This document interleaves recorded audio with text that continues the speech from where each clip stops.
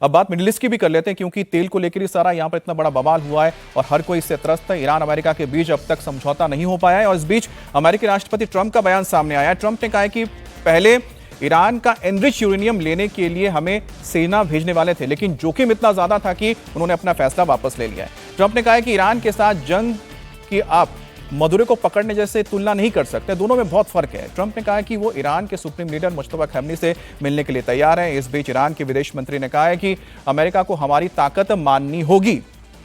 अजीत जी, यहां पर वो कहते हैं कि मुश्तबा खमेनी से अगर हम मुलाकात करेंगे तो मैं मानूंगा कि वो अच्छे व्यक्ति हैं।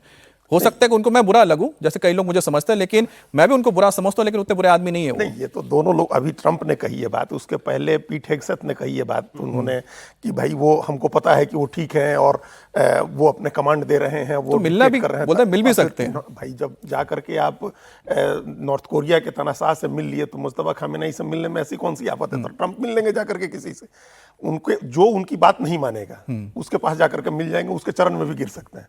जो बात मानेगा, सबसर्विएंट होगा, उसके ऊपर ही दबाव डालेंगे। ट्रंप की ये पूरी डिप्लोमेसी है अभी तक।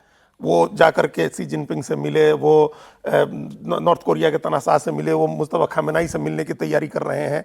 बस उनको पुतिन से मिले, जो बात करेगा, जो उनकी बात मानेगा, उसी पर उनका दबाव चलता है, उसी पर जोर चलता है। जो डट के खड़ा हो जाएगा उसके साथ वो पीछे हट जाता है। आप अभी जो पूरा मामला अभी आप देखिए, अभी अमेरिकन कांग्रेस ने, हाउस ऑफ रिप्रेजेंटेटिव्स ने एक प्रस्ताव पास कर दिया, कहा कि युद्ध का जो है बिना कांग्रेस से पूछे आप अब युद्ध में नहीं जाएंगे।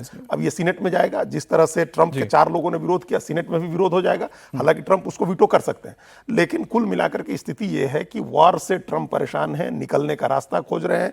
कुछ भी बता करके, किसी भी चीज को अपनी जीत बता करके वहां से निकल जाए, एक समझौता हो जाए। अब एनरिच्ड यूरेनियम भी लेने की बात छोड़ दी। उनको लग गया कि सेना, हम लोग आज 2 महीने से ज्यादा समय से यही बात कर रहे हैं कि आप बूट्स ऑन द ग्राउंड नहीं भेज सकते। सर, उनके साथ क्योंकि वक्त कम, मैं चलते चलते बस इतना भी बताना चाहता हूं। जब पूछा गया डोनाल्ड ट्रंप से, सज्जन जी, कि सीज फायर का मतलब जरा हमको समझा दीजिए, उन्होंने कहा कि ईरान के हिसाब से या फिर मिडिल ईस्ट के हिसाब से, मेरे हिसाब से तो सीज फायर ये होता है कि जिसमें हम थोड़ी सी बात भी करते हैं और जरूरत पड़ने पर थोड़ा सा हमला भी करते हैं, क्योंकि दुनिया में तो किसी को पता नहीं कि सीज फायर में भी हमला हो सकता है। इसका मतलब है कि युद्ध विराम होता है।